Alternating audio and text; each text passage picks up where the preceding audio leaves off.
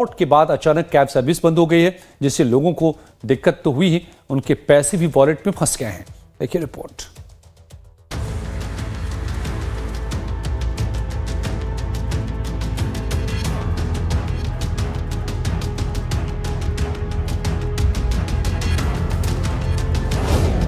Blue smart पर लग गया ताला, सेबी का हंटर, सर्विस हुई बंद। ब्लू स्मार्ट से कब टलेगी मुसीबत?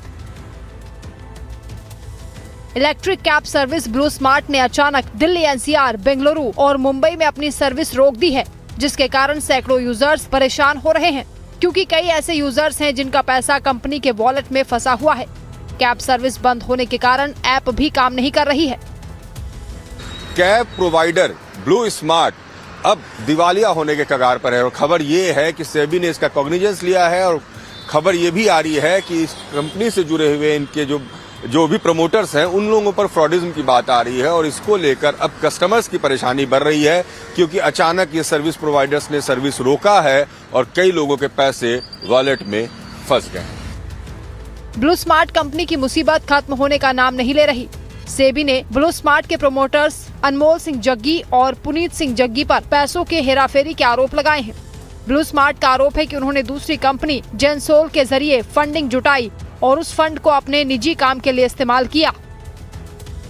जेनसोल ने 664 करोड़ रुपए का टर्म लोन लिया था। ब्लू स्मार्ट के लिए 6400 ईवी खरीदने के लिए लोन। सेबी ने जांच में पाया 262 करोड़ का हिसाब नहीं। प्रमोटर्स ने अपने निजी काम के लिए खर्च किए पैसे। देखिए कि उनकी जो कंपनी है जेनसोल, उनके ऊपर सेबी ने कुछ क्वेरीज लगाई थी, उनको उसमें कुछ इरेगुलरिटीज पाई थी, उसके कारण से वो कंपनी क्राइसिस में है और क्राइसिस का असर उनकी जो कंपनी है ब्लू स्मार्ट उसके ऊपर असर हुआ और उन्होंने वो सारी लोगों को पैसा ड्राइवर्स को देना बंद किया और जो गाड़ियां थी वो चलनी बंद हो गई रोड पर, लोग उसको बुक नहीं कर पा रहे हैं। तो बेसिकली ये इस तरह से ये सारा हुआ। एक तरफ यूजर्स को कैब की सुविधा नहीं मिल रही, दूसरी ओर ब्लू स्मार्ट के वॉलेट में पड़ा पैसा भी फंस गया है। कई यूजर्स ऐसे हैं जो इसकी सेवाओं का लगातार इस्तेमाल करते थे, इसलिए उनका पैसा वॉलेट में फंस गया है। देखा है, सुबह मैं बुक कर रहा था एयरपोर्ट जाने के लिए, आप देख रहे होंगे मैं बिल्कुल रेडी स्टेट में हूँ क्योंकि मेरे को एयरपोर्ट निकलना था, but this app is not working right now. मैं उसमें पिकअप लोकेशन दे रहा हूँ तो कुछ भी एक्टिव मतलब उसमें वर्क नहीं कर रही है। आप देख सकते हैं, यानी मैं पिकअप लोकेशन दे रहा हूँ की कोशिश कर रहा हूँ तो कुछ भी यहाँ पे आ नहीं रहा है और इसमें मेरे पैसे भी फंस गए हैं, जो कि एक बहुत ही बड़ी परेशानी की बात हो गई है। मेरे को समझ में नहीं आ रहा। अभी मैंने न्यूज चला के भी देखी तो उसमें पता चला सेबी ने इस पर रोक लगा दी है, जिससे ये ऑपरेशन बिल्कुल बंद हो चुका है। सबसे अनोखी बात यह थी कि इस सर्विस को बुक करने के लिए वॉलेट में पैसे होने अनिवार्य थे, इसलिए ऐसे लोगों की संख्या काफी है जिनके पैसे अब फंस गए हैं। सबसे पहले तो परेशानी है कि बिना किसी नोटिस के बंद करते हैं। बिना किसी नोटिस के बंद करने पर अगर आप सुबह ऑफिस जा रहे हैं, कहीं आ रहे हैं और अचानक से ऐप बंद हो जाता है तो सबसे बड़ी परेशानी होती है कि आपके पास कोई ऑप्शन ही नहीं होता है कि आपको क्या करना है, और वॉलेट में जो पैसे होते हैं वो भी आप यूज नहीं कर सकते हो।